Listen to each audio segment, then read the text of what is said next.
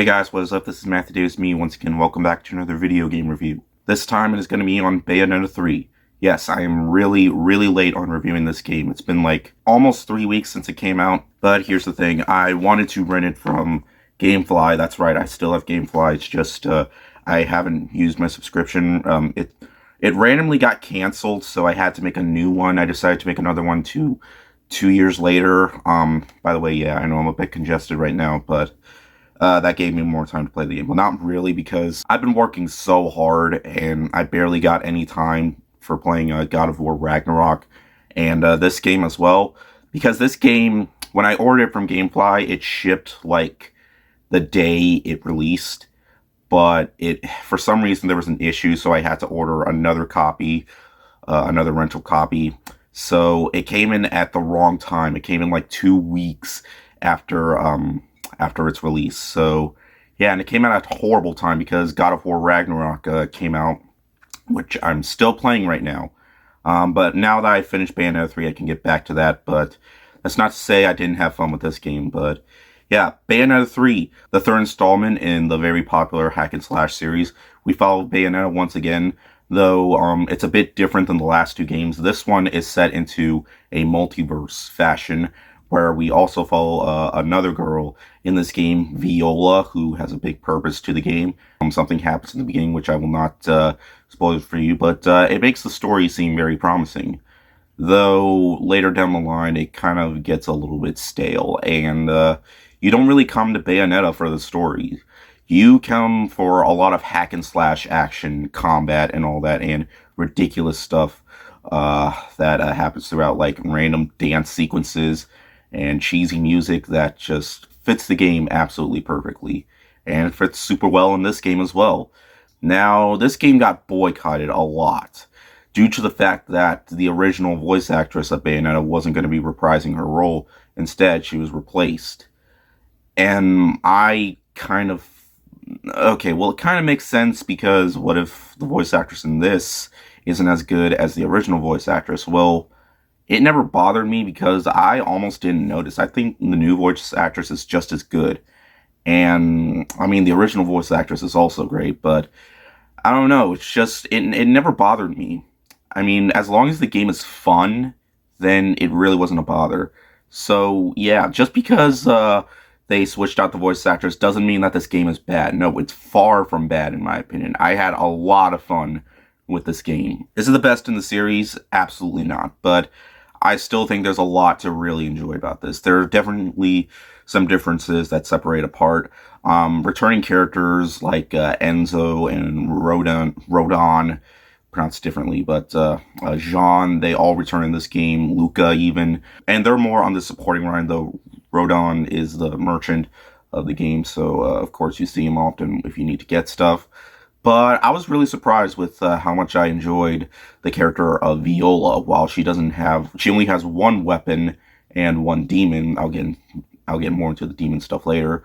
I actually enjoyed playing as her. At first, I wasn't too sure about playing as a different character besides Bayonetta, but I actually had fun playing as her, even though she doesn't have a massive arsenal of weapons, and you can't use the weapons that you get, or when Bayonetta has them, you can't switch them out with Viola's. When it comes to playing as Bayonetta, it does not disappoint. It is super satisfying when it comes to the gameplay. And what I love is how the amount of weapons you get these weapons when you progress later on in the game after defeating bosses. And these weapons are really creative. There's like one involving yo-yos, and there's one involving like, I don't know, these fans, these Japanese fans, of course, if you know what I'm talking about. And all of them have ammunition to them. You can use them as guns or hack and slash weapons and stuff like that. Unlike the last game where you can like put them on your arms and legs, you can only equip them on your arms. You can't like customize the way you can use them, but it still doesn't bother me. I still had a lot of fun using the weapons. And the new addition is the demons, of course. You can actually control what the demons do in the game.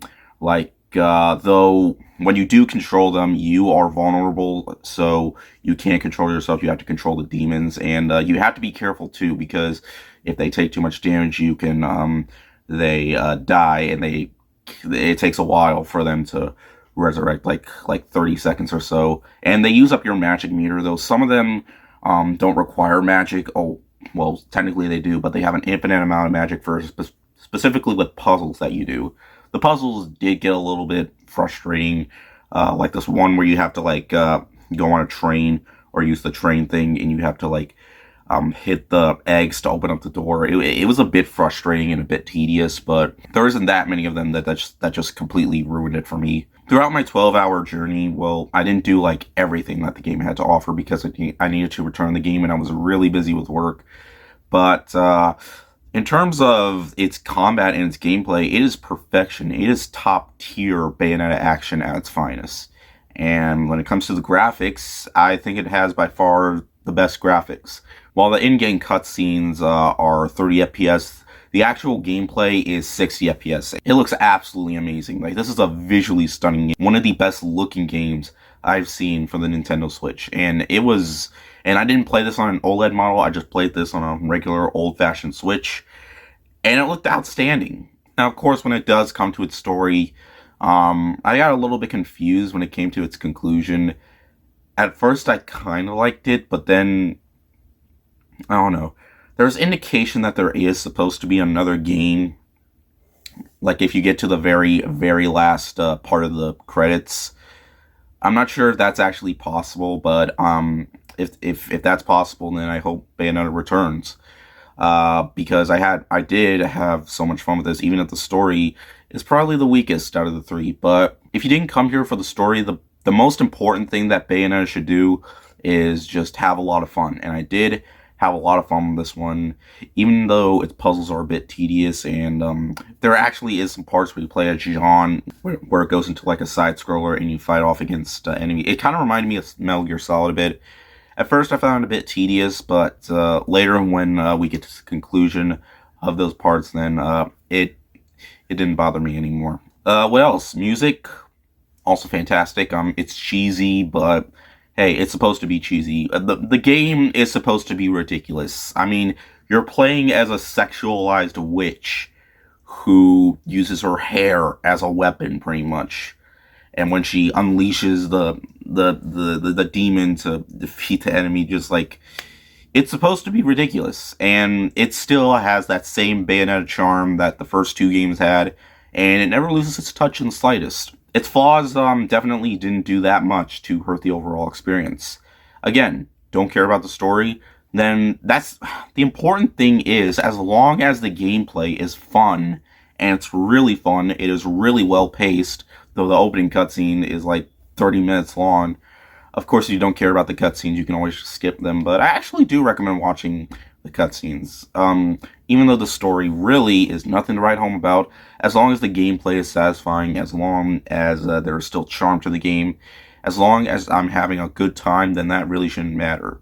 In the end, guys, Bayonetta 3 didn't disappoint me in the slightest. It may not be Game of the Year, but as long as the game is super fast-paced, and the game is fast-paced after those first 30 minutes, and its new usage of weapons and new demons, and its crazy amount of bosses, and the way it changes gameplay once in a while from a rail shooter to a vehicle section, and even a Godzilla fight, like where you control a monster, and it kind of reminds you a lot of a Godzilla fight, and I think it kind of pays homage to that. So yeah, the game is ridiculous, and it's what makes the game so much fun, is how ridiculous it is, and it never loses its touch in the slightest. If you're still not sure, wait for a rental, or wait till the game drops the price. But I still highly recommend checking this game out. It's still loads of fun. Even if it isn't considered the best in the series, I still think it is more than worth a play.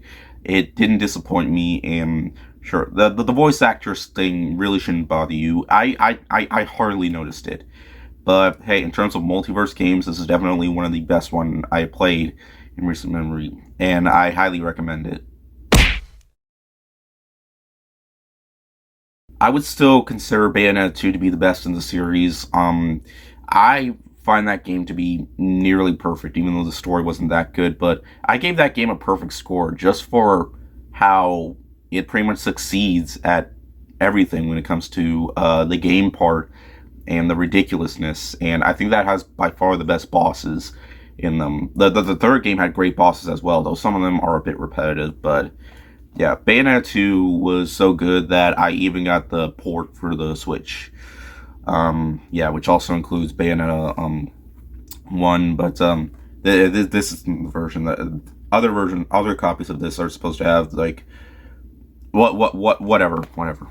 I recommend the game, but now that I'm done with this game, I can go back to God of War Ragnarok.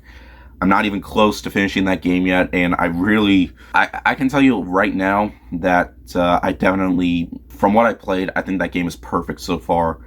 Hopefully that won't change. So yeah, I really want to take my time on that one. Bayonetta 3 I kind of had to rush, but I really do want to take my time with God of War Ragnarok because I'm just loving it so far, and I don't want to miss out on a lot of stuff. I mean, and I bought the game too, so I don't really have to rush it. So anyways, thank you guys so much for watching, and I'll see you guys later. Word out.